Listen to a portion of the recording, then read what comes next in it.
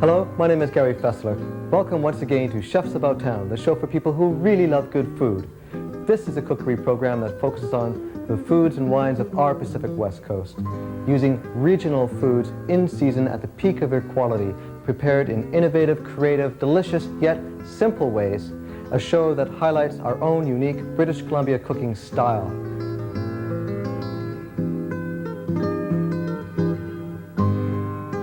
Each week I'm joined by some of BC's most talented food and wine professionals. Together we create dishes that will delight and tease the senses. We'll cover it all, from the basic technique and method of preparing these foods through to the extraordinary presentation. We'll explore spectacular locations around BC. We'll take you air ballooning over the Okanagan Valley vineyards, scuba diving for shellfish off the west coast of Vancouver Island. In Summerland, we'll taste sparkling wine in British Columbia's only champagne cave. We'll travel to the beaches of Quadra Island and experience genuine native Indian cookery. So join us, won't you, for a taste of BC on Chefs About Town, British Columbia's refreshingly different food and wine series.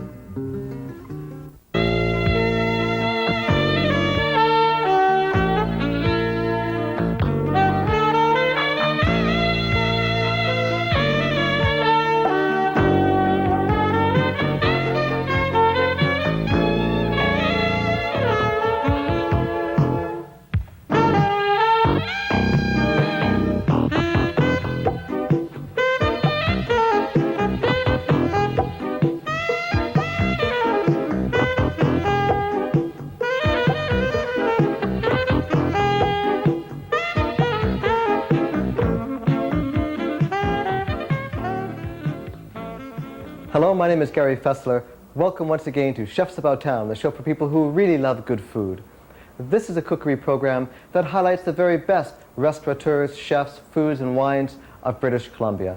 And today is no exception. I'm very pleased to introduce to you the president of the British Columbia Chefs Association, the owner and chef of La Belle Auberge restaurant in Ladner, Bruno Marti. Bruno? Hi, Gary. How are you? Pleasure to be here. Listen, this is, I'm very pleased for you to be here. I've been following your career and I've been an admirer of yours for a very long time, so it's a big thrill for me. Anyway, I'm glad to be here because I think that a show like this is certainly a necessity in British Columbia, where we have so many beautiful things to show off. And today we're going to show off some of our beautiful seafood and beautiful vegetables, and we're going to make a beautiful dish. Fantastic. Now, what are we going to be preparing today? It's a very simple seafood dish, which you can make either and wait and eat it, or you can make it a day before, put it in the fridge, go to work, come home, invite some guests, turn it on.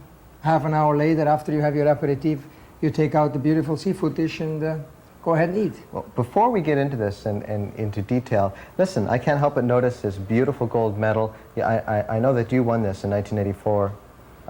Let's tell me a little bit about that. This is the World Champion medal of 1984. Canada has participated in this international competition for, I think, about 15 times. But it was in 1984 that finally 5 chefs of Canada beat the world, and we became the world champions and put the food scene of Canada on the world map. And this is in Frankfurt? In Frankfurt in 84. It's every 4 years. The next one will be in 92. 92. And hopefully Canada will be in the first 3 or 4. I want to mention too that I know you wanted the gold, but I'm really proud of our team. Team Canada just came back from Singapore and won the silver medal. And I'm very proud of that. And Singapore won the gold, but that was like 19 countries involved. Yes, we were 19 countries. Singapore, because of its temperature and some other non-usual things for us, we had a lot of hardship, and even though the team worked very well, there were other teams who were more used to those type of conditions, and I think rightfully so, Singapore was a better team and they won. But it gave us an experience. It gave us something that maybe in '92 can have a cutting edge. Make up what we lost in Singapore because you got to lose sometimes in order to try harder. Well, you know, I think that with 19 countries, getting the silver is hardly losing, but I know you want only the best. You have high expectations. I usually like gold. I know you do. I know you do. Well, but this one here is something that I'm not just proud of for myself, but I'm proud of for everyone who is in the food industry. In the culinary arts. That's right, from coast to coast. Yeah. Well, that's fantastic. We're going to be preparing today now, what do you call this? A British Columbia fish pot, or? I usually call it a Ladner fish pot, just because my restaurant is in Ladner, but it's really... What does your restaurant mean, La Belle Auberge? Because my French isn't It means the beautiful inn. It's an old Victorian house with the atmosphere of an old house. You feel like you're at home, but it's in the country. And in France, a restaurant with a few rooms in the country is called an inn. Right. And that's the word auberge, and the beautiful inn, La Belle Auberge. And it is. So, it is. I think it's a beautiful restaurant. It's a nice place to go. So, where do we start with this dish? All right. I think the first thing we should do, I made one in advance. Right. And we should take it, put it in the oven. Yes. By the time we finish this, we can take it out. Okay. And it'll be ready. Okay. So maybe why don't you do that? It's in the fridge, yeah. And in the meantime, I'm going to start off this one here. Well, listen, will you open the oven for me there, Bruno? Sure. This is at 400 degrees. I don't want to drop this because that's the only one we have. See, and we always say good luck, because cooking has a little bit luck that goes with it, you know. Now, this part here can be done in any way. I mean, if you like, you know, if you're on a little diet and you're a little more careful about your butter, well, then you use a little less, or you don't use any at all, if that's what you like. Yeah, but we're not on a diet here. We're not on a diet. It's a special day. We're going to live it up. So this is just a little butter. Now, if you can see here, I have prawns, some mussels, scallops. I brought some salmon, snapper, cod, and this can vary according to what you like. I mean, you don't have to use all of this. If you like, you can make it only with salmon, or you can use oysters if you like. It's whatever you like it to be. Whatever you like it to be, and also what's at the market, what's at your fishmongers, and what looks really, what's available, what looks really good that day that you shop. Because fish should be, at its best, should be purchased or caught the day that you prepare it. Well, if you go and buy fish and you see one that really looks spectacular, alive, it looks fresh and beautiful, yes, and then you look at the others which you had planned to use, but they don't look that hot. So good. Stick to the one that's beautiful. Yeah, use the best ones. I made some vegetables here now, because this is like a one-pot dish where the vegetables and the fish, it's all together. And the dough actually acts as a starch because it has flour in it. So we just cook the vegetables a little bit. Let's just run through very quickly what vegetables we have here. Okay, here we have, this here is a banana squash. Right. And then a few carrot balls just to make it a little bit interesting, a little different shape.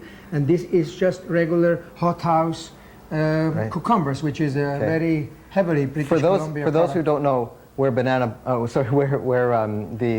carrot balls come from, you take a little melon baller. They're actually from the... Is that what you do? Come from the carrot. It's just a carrot and a little melon baller. I mean, it's they don't grow that way if that's what you meant. Yeah. And we just cut them out. But it's just... A lot of people don't know how to do that. So. Eye appeal is very important. And when you open a fish pot in a white sauce, you have a little color. Sure. And it makes the enjoyment of eating much greater.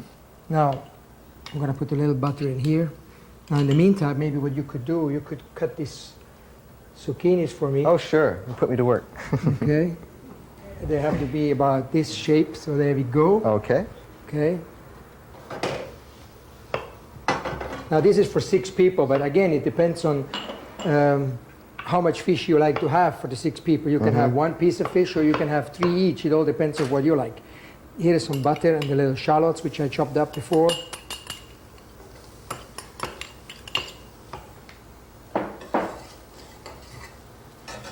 Now butter and shallots, I love it. I'm going to cut up a little salmon here. Nice, fresh salmon.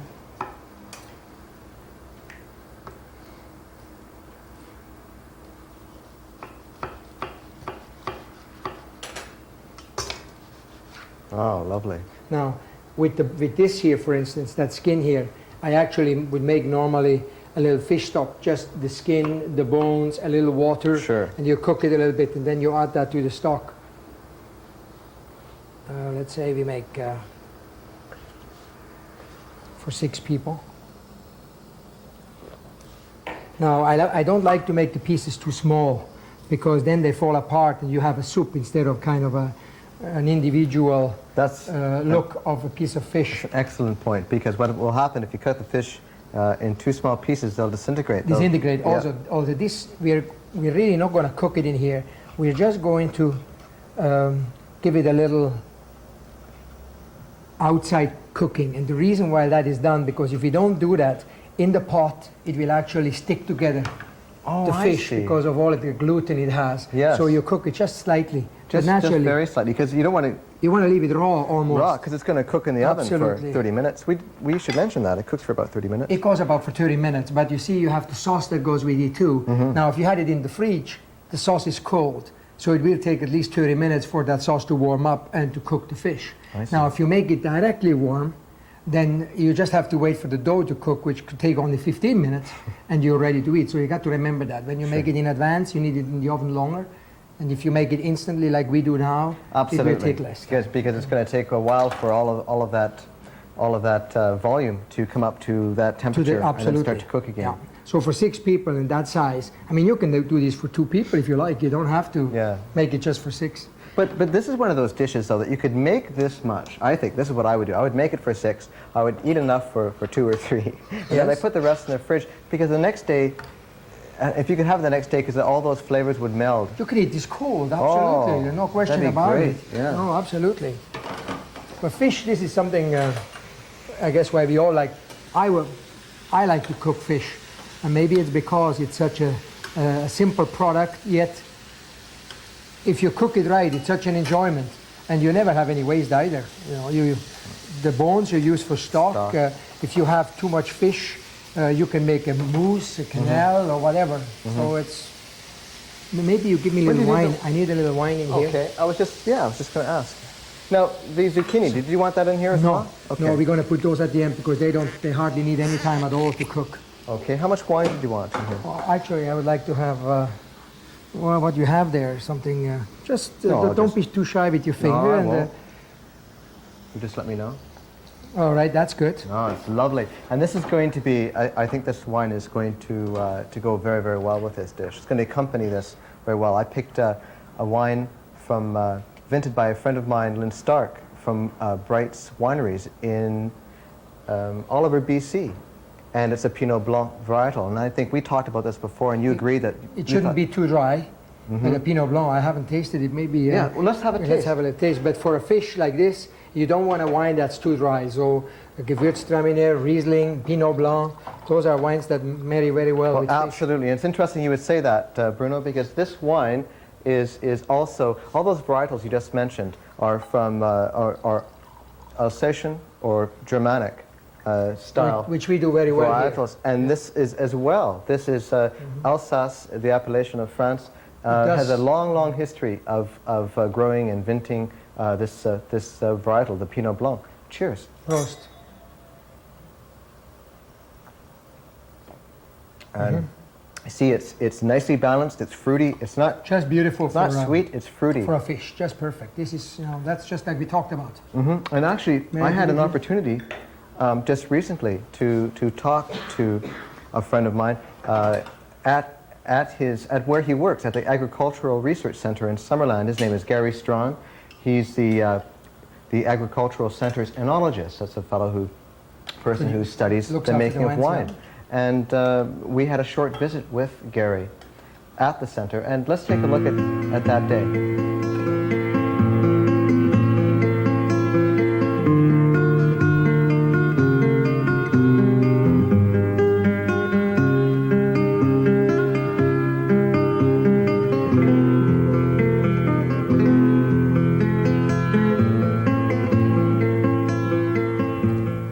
Welcome to the Summerland Research Station, Gary. Gary, it's great to be here. It's a typical Okanagan summer day. In Summerland, it's beautiful. Listen, tell me a little bit about the history of the Summerland Agricultural Research Center that's behind us and the role that you play here. Well, this new building was put up about 3 years ago as a replacement for a whole collection of buildings around the station that had evolved over well, since the turn of the century. Right. Some of them were never designed to be permanent structures, I don't think, but they sort of evolved into that until we tore them down. They're starting to fall down. That's right. Anyway, the station itself is one of a series across the country that always supports the agriculture of the area in which it's located. And so this station does research on tree fruits and grapes. And my own particular program, I work with the growers and the wineries, testing new grape varieties that we've bred at the station or brought in from other parts of the world, working on processes and fermentation techniques with the wineries, helping them to do projects and occasionally doing a little troubleshooting, things like that. Right, right. So you're the center's enologist, and you've made this wine here. What have you poured us here? Yes, this is a Pinot Blanc. It's a Northern European variety that seems to be really well adapted to the Okanagan. It's winter hardy, and it makes, I think, a really nice wine. Well, let's try it. Sure. Cheers.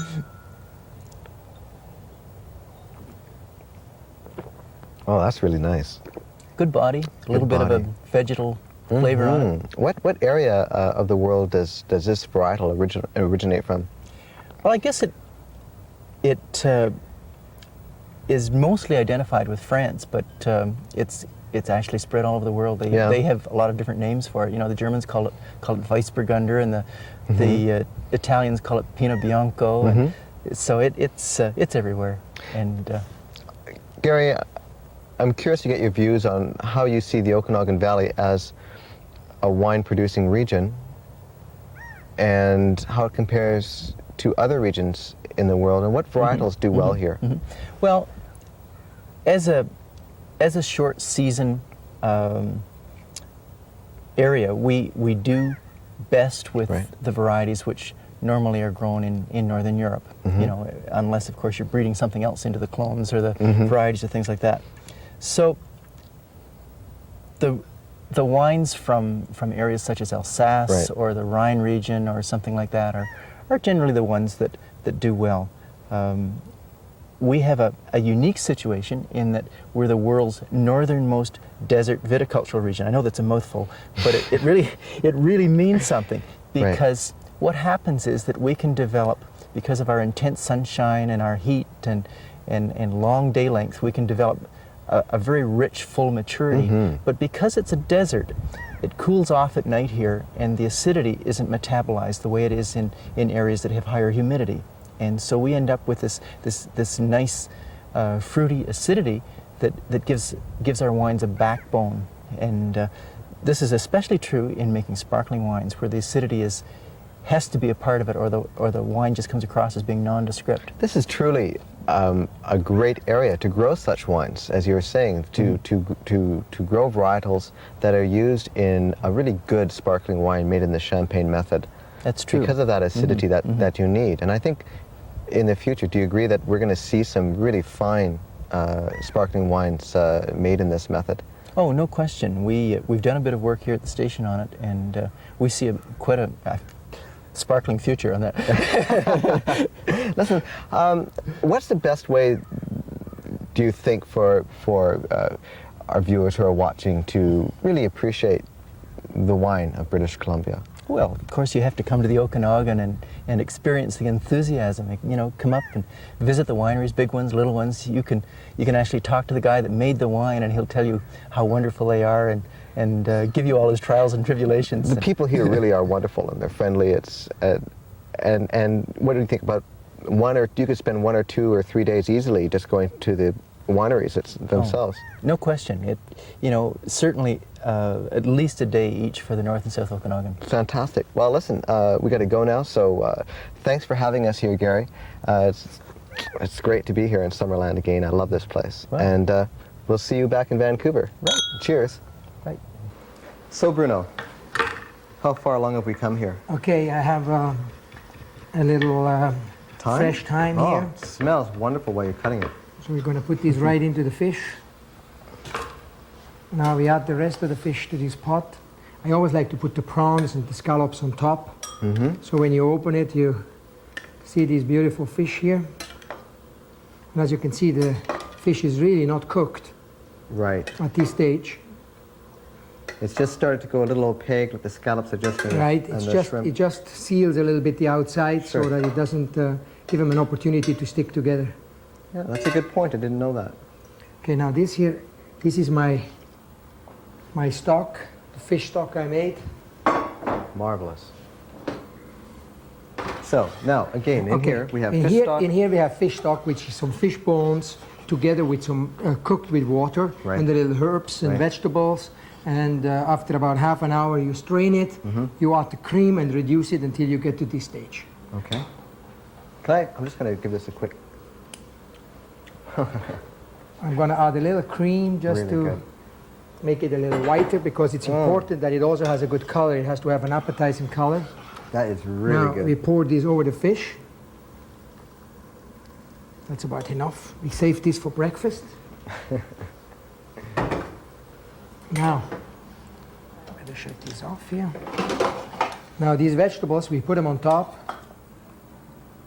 And as you can see, it has all kinds of colors. Mm-hmm. You don't want all the butter there. Now I also brought I had this already cleaned before. Oh, great. Now, 6 people, 6 mushrooms, 6 asparagus spears, which I had blanched just a little bit before. So that the pot not only is good, but it also looks good. And now maybe if you give me a puff pastry in You the bet. fridge. There you go, Bruno. Thank you. No, the other one. Oh, The round one. oh, of course. Here we go. I thought you were going to do that There from we scratch go. again. I was wondering. Would you have a look in the oven and see how far we are? Sure. Whoa, it looks perfect. I think I'll turn the oven off.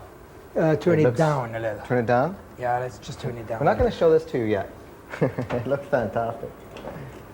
Okay, so I just put a little egg wash. This is just a piece of puff pastry which I rolled out about Right.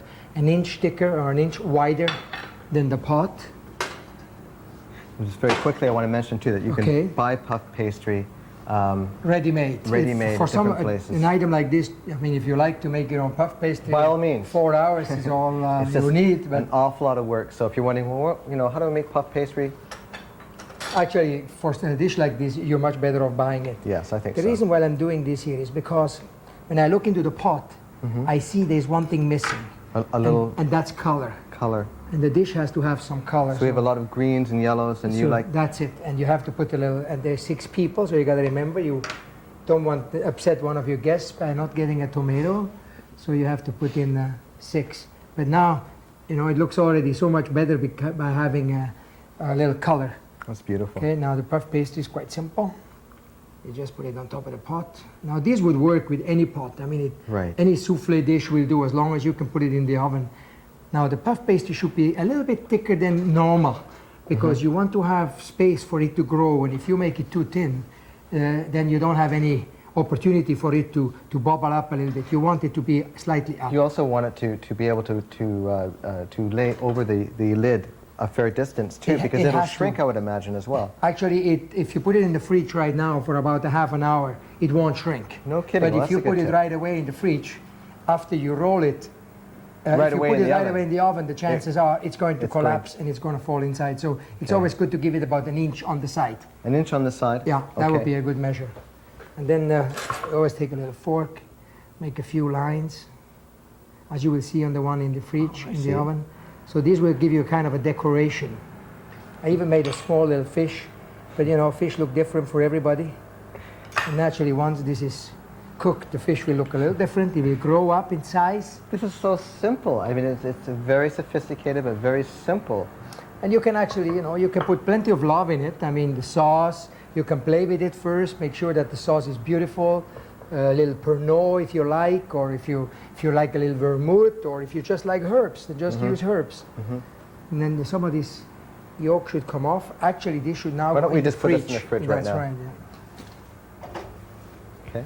And now, let's make a little space here. Yeah. Let's bring out the star of the Let's show. see now, we can put this here. This is actually to serve it on. Okay. Now, Look at that. here we are. Now here we go. Wow. And it was, Isn't that spectacular? there's a little fish now. You see, it grew up a little from a sardine to a shark. But this is the way it is. Now we should make a little cut into this. Maybe we should do it like this. Ooh. Again, you should kind of try to make 6 pieces so that you can give each one of your customer A little pastry. a little piece of pastry. There we go. Now sometimes... Should I hold this or just leave it there? Yeah, actually you can, see? So Yeah. now that's the starch for the meal. Okay. And then you go in down there and you bring out your fish. Now that you've broken the pastry, I can smell the scallops, the fish, the mussels. Oh, smells fantastic. And actually you have to have something green and something yellow.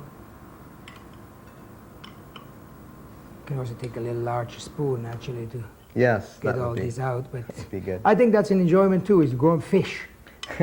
Find going something. fishing. We just have a short time in which to put this all together here. So. I just take a little something green. A little fish from the bottom, scallops. Oh, lovely. And naturally a little sauce. Done.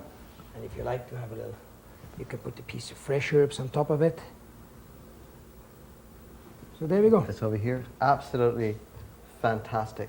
The Ladner Ladner fish fish pot. pot, done lovingly and artistically by Bruno Marti, our guest tonight, chef, owner of La Belle Auberge restaurant. Thank you Thanks, Gary, for for being coming here. over. It was my pleasure. It's wonderful to have you. Great.